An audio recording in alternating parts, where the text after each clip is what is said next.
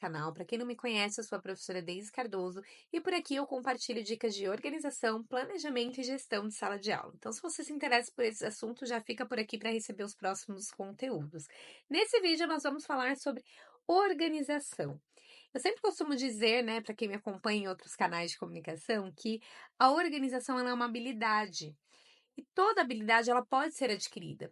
Então, na verdade, assim, eu não sou uma pessoa extremamente organizada. Eu fui adquirindo essa habilidade de organizar os processos pela necessidade de criar processos facilitadores para minha rotina, para que eu evitasse essa sobrecarga, né? E professor acaba se sobrecarregando muito porque a demanda burocrática que a gente tem para entregar na escola, os planejamentos, né? O diário de classe, pauta de reunião, relatório, são muitas demandas, né, que a gente precisa estar ali sempre mantendo os pratinhos no ar. Então, eu fui percebendo que a organização ela podia ser a minha aliada. Quando eu comecei na área da educação, né, quando eu comecei há 10 anos atrás e assumi a minha primeira turma, eu trazia muito trabalho para casa. E na minha cabeça, eu achava que era isso mesmo, que era dessa maneira que as coisas tinham que ser. Porque para ser um bom professor, você tinha que trabalhar além da escola, né? Você tinha que ir para a escola totalmente preparado, e não que a gente vá despreparado, mas existe ali mecanismos dentro da nossa rotina, em sala de aula, dentro da escola, que se a gente organizar direitinho, vai nos permitir fazer todo este preparo, fazer toda essa organização dentro do ambiente escolar, liberando assim momentos, né? Liberando nosso tempo para que a gente possa usufruir de outras maneiras, né? Fazendo aquilo que a gente gosta, lendo um bom livro, saindo para passear com a família, porque quanto mais a gente tem coisas da escola para fazer, menos tempo a gente tem para viver a vida que a gente tem fora da escola, né? A grande verdade é essa. Então eu comecei a criar mecanismos para me organizar e eu quero compartilhar alguns desses mecanismos com vocês hoje nesse vídeo. Quero que você possa anotar essas ideias que eu vou trazer aqui para que você coloque isso em prática na sua rotina e encontre uma maneira de fazer funcionar, né? Eu acredito muito que essa questão da conquista da organização como uma habilidade, ela vai funcionar muito com testes. Então, você precisa testar algumas dicas, criar alguns processos facilitadores que caibam dentro da sua rotina, daquilo que faz sentido para você, porque às vezes a maneira como eu me organizo não atende a sua rotina, não atende a sua demanda. Então, a partir do que eu faço, você vai conseguir criar uma conexão e criar aí, de repente, um processo facilitador para a sua rotina e que faça muito mais sentido para você e você tenha bons resultados a partir disso.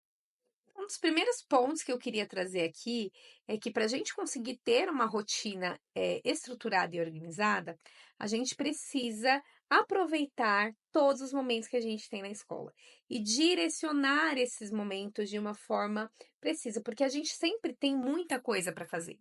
E aí, quando a gente tem um tempo livre, se a gente não souber o que precisa ser feito naquele tempo livre, no fim das contas, a gente não faz nada. Ainda que a gente tenha Ainda que a gente tenha muita coisa para fazer, se você não sabe o que é para ser feito durante aquele tempo livre, você acaba ficando ociosa, você acaba indo para a sala dos professores jogar conversa fora com as colegas e não focando naquilo que precisa ser feito. Só que aquilo que precisa ser feito está ali te esperando. Em algum momento você vai precisar parar para fazer aquilo. E se você não parar dentro da escola, você vai parar onde? Na sua casa, né? Com certeza. Quantas de vocês aí, depois me coloca aqui nos comentários que eu quero saber. Quantas de vocês já levaram provas para corrigir em casa, planejamento para fazer em casa, recursos para fazer em casa? Eu sei, gente, eu conheço vocês. Eu já estive neste lugar. Então é muito importante a gente ter esse direcionamento de tarefas, como eu faço e que dá muito certo para mim. A gente sempre tem, nós que somos professoras polivalentes, né? A gente tem aquelas aulas extras na rotina. Então você tem a professora de inglês, a professora de arte, a professora de educação física que entra aí uma, duas vezes por semana na sua aula e você fica com esse tempo liberado. Nesse tempo liberado, ao invés de eu só ficar com ele liberado, eu já direciono dentro do meu próprio planejamento o que vai ser feito. Então eu coloco lá escrito mesmo no meu planejamento, aula de arte, preencher diário de classe. Aula de inglês. Enquanto os alunos estão lá com a professora de inglês, eu vou corrigir o caderno de português, sondagem de português. Eu vou direcionando as minhas tarefas e assim fica muito mais fácil eu saber o que precisa ser feito e focar. né? Muitas professoras acabam comentando comigo, mas eu vou para a sala dos professores, tá aquela conversa, todo mundo falando ao mesmo tempo e querendo fofocar. O que que eu faço? A minha dica para você é: não tenha medo de ter a fama de antissocial. Melhor antissocial do que sobrecarregada. Vá para a sala dos professores com fone de ouvido, ó, quietinha ali no seu canto e faça o que precisa ser feito. Use com sabedoria o tempo que você tem disponível na escola. Então, a primeira coisa é direcione as suas tarefas. Outra coisa que eu faço bastante também, que casa com o direcionamento, que é também uma maneira de direcionar as tarefas, é separar os dias da semana que eu vou fazer as coisas. Então, por exemplo, nessa semana, este ano, dentro da minha rotina, toda sexta-feira é o dia que eu vou preencher o diário de classe. Porque aí eu já tenho todo o conteúdo da semana, eu já tenho toda a presença dos alunos durante a semana. Na escola que eu trabalho hoje, a gente ainda faz o diário manuscrito. Hoje estamos em 2025, não sei quando você vai estar assistindo esse vídeo, mas eu faço o diário manuscrito, não é o diário digital. Então eu faço toda sexta-feira, né? Preencho o diário, separo para isso. Na segunda-feira, eu separo o dia que eu tenho de aula extra para fazer o meu planejamento. Então, enquanto as crianças estão com a outra professora, eu vou fazer a separação do que vai ser feito ali na próxima semana. Então, eu sempre tomo a semana adiantada, eu já sei o que eu vou fazer na próxima semana e eu faço essa distribuição dos conteúdos durante a aula de inglês, tá? Então, na quarta-feira, eu faço o cronograma de lição de casa. Eu já monto ali uma tabelinha, uso muito Canva, sou apaixonada pelo Canva. Então, eu monto ali uma tabelinha no Canva e já coloco para os pais. O conteúdo, o componente português, página 25 a 32 para o dia 17/2. Então, eu já coloco qual é o componente, onde precisa ser feito, quais páginas, e coloco a data de entrega. E direciono para os pais até para que eles possam se organizar. Então, eu pego todo esse período que eu tenho na escola, os alunos estão com outra professora, para conseguir organizar o que eu preciso. Tem um outro dia que eu tenho aula de educação física. Na aula de educação física, minha aula de educação física é de quarta-feira, de quarta a quinta-feira. E aí, nesse dia, eu vou direcionar para corrigir cadernos. Nesse dia, eu vou direcionar para atender os pais. Então, eu sempre faço por dia também. Eu faço direcionamento de tarefas e eu faço a separação por dia, né? Uma ou outra a gente vai acabar alterando de acordo com a demanda, né? Porque a escola é dinâmica. A gente tem essa questão de mudanças, né? Que vão acontecendo ao longo do caminho. Mas, no geral, eu tento manter esse ritmo para que eu possa ir me habituando e já vire assim uma coisa meio que automática, sabe? E aí eu não tenho tanta demanda de tarefas para fazer na minha casa. Então, planejamento eu faço na escola, preencher cronograma de lição de casa eu faço na escola, coisas de tarefas, né, de atividades que eu quero fazer para os alunos. A maioria eu faço na escola, bem pouco eu faço em casa, né? E eu faço em casa algumas ainda, mas porque eu opto por fazer em casa. Mas a grande maioria eu conseguiria ajustar e encaixar dentro da minha rotina, sim, né? Mantendo essa organização que eu falei para vocês. Outra coisa importante que eu faço também em sala de aula e que dá muito certo é a otimização de tempo com as crianças. Então, por exemplo, avaliações eu não levo para cá, não trago para casa para corrigir. Eu já me programo na semana de avaliações para, assim que a criança me receber, me entregar, eu vou entregar uma atividade que ela já seja capaz de realizar sem tantas intervenções, sem tanta mediação, uma atividade de treino, é uma atividade com contas de adição, subtração, divisão, multiplicação, que ela já precise ali ocupar um pouquinho mais o tempo dela e que ela consiga já ter a autonomia de fazer sozinha. Formação de frases, dependendo da série que você estiver, uma produção de texto. Então, enquanto a criança está fazendo isso, eu já deixo meu gabarito pronto. Quando ela me entrega a prova, o que que eu faço? Eu vou corrigir. Então, enquanto ela está sendo orientada, ou enquanto ela está ocupada fazendo uma outra tarefa igualmente importante, que tem um objetivo pedagógico de desenvolvimento, ela não está lá largada, brincando, não é isso, né? Ela está ali direcionada, ela foi direcionada para fazer uma atividade que tem um objetivo pedagógico. Enquanto ela está ali, naquele momento, eu faço a correção das provas. Eu já lanço na planilha, né? Eu faço por planilha no Excel mesmo, as notas das crianças, enquanto eu vou corrigindo. é importante você já deixar o seu gabarito pronto, você ter acesso a um computador, não sei se na escola que você trabalha você tem, se você usa o seu computador, ou que você anote mesmo, né, para depois lançar no sistema, não sei como você faz, mas ainda que você anote no caderno, né? É possível você fazer esse manejo em sala de aula para que as correções sejam feitas ali com eles. Correções eu faço coletiva, quarto, quinto ano já dá para fazer autocorreção, onde a criança consegue refletir sobre o erro dela e fazer as correções, e a professora passa olhando, passa listando. Então, são mecanismos que podem ser usados dentro da rotina de sala de aula que vão fazer você ganhar tempo dentro da sua organização. E como eu falei, não é ganhar tempo e deixar a criança solta, não é ganhar tempo e deixar a criança brincar, fazer desenho livre. Ainda que o desenho livre tenha seu lugar no mundo, né? Mas imagina, 5 provas na semana, 5 dias fazendo desenho livre. Não existe isso, né? Então a gente precisa sempre se atentar para fazer algo que faça sentido para a criança, que tenha um objetivo, que tenha um desenvolvimento pedagógico, mas que ao mesmo tempo, simultaneamente, eu consiga registrar a prova. E aí você me diz, mas Pro, você não conhece a minha turma. Gente, eu já fiz isso com turmas que eram animadíssimas. E funciona. Você trazendo um direcionamento, traz um desafio para eles, um desafio matemático, um desafio de perguntas e respostas, adivinhas que eles costumam gostar. Um período que você sabe, vai ali, você vai levar o quê? 40 minutos para corrigir todas as provas, 50 minutos, dependendo do tamanho da turma, considerando que o seu gabarito já esteja pronto, né? Mesmo que tenha atividades, mesmo que tenha provas com questões dissertativas, você consegue, de repente, já corrigir as alternativas e deixar as dissertativas para corrigir em uma aula vaga que esteja ali na sua semana de provas.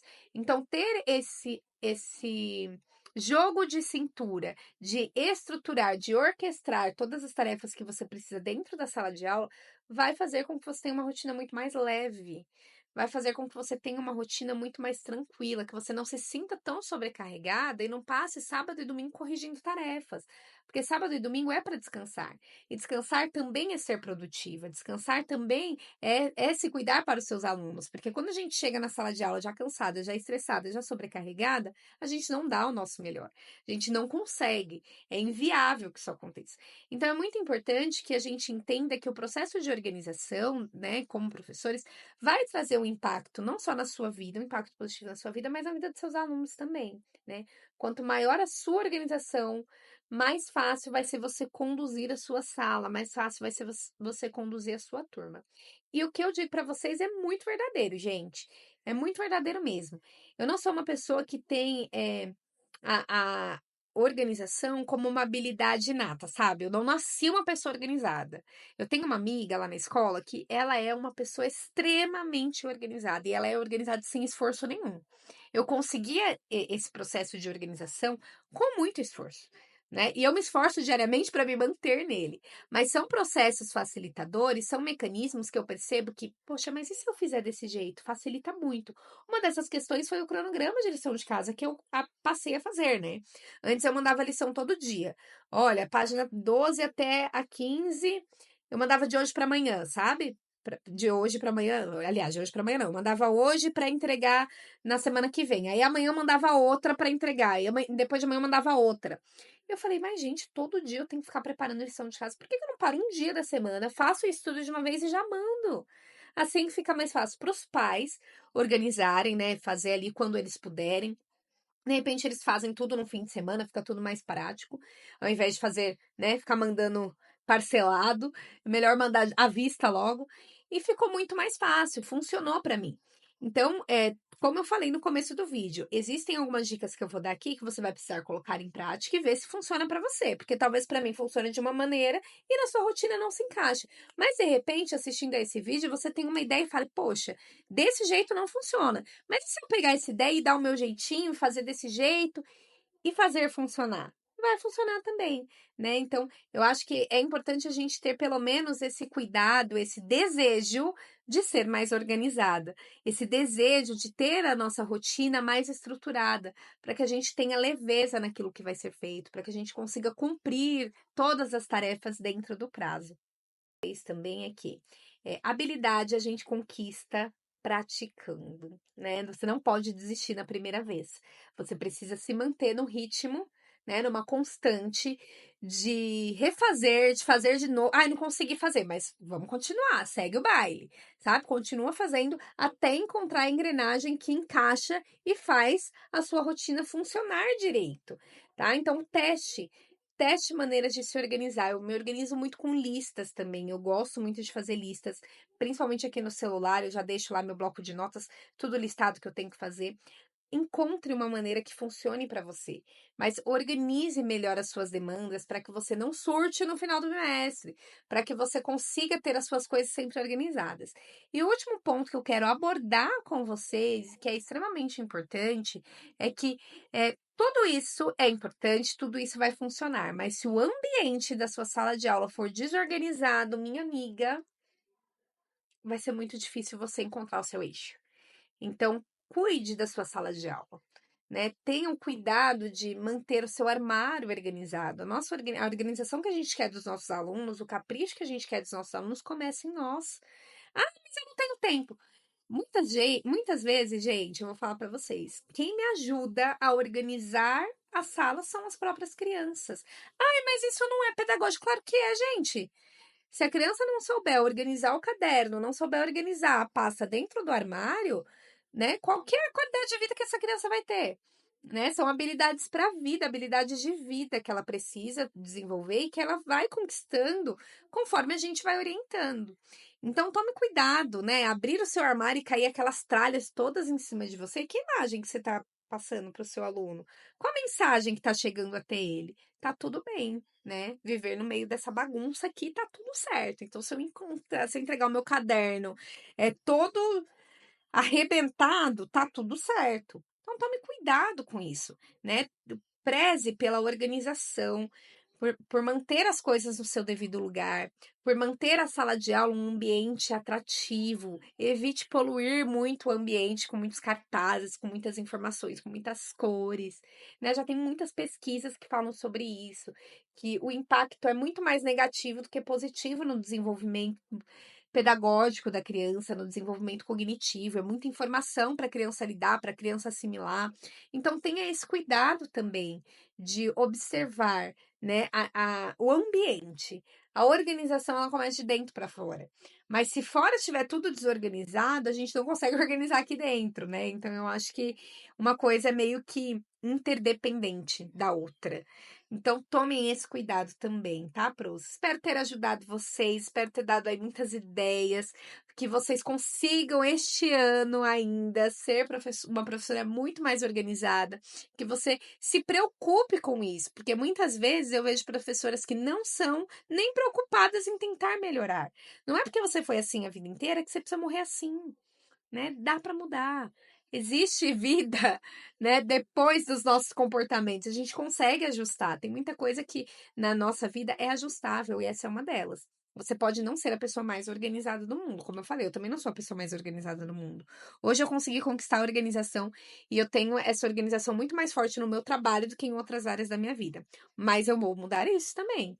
Porque, como eu falei, a organização é uma habilidade e ela pode ser adquirida. Então, quando a gente adquire a organização, a nossa rotina fica muito mais leve e a gente consegue trazer para os nossos alunos essa leveza, tá? Espero que você tenha gostado desse vídeo. Comenta aqui para a gente ir papeando e te espero num próximo vídeo para a gente conversar um pouquinho mais.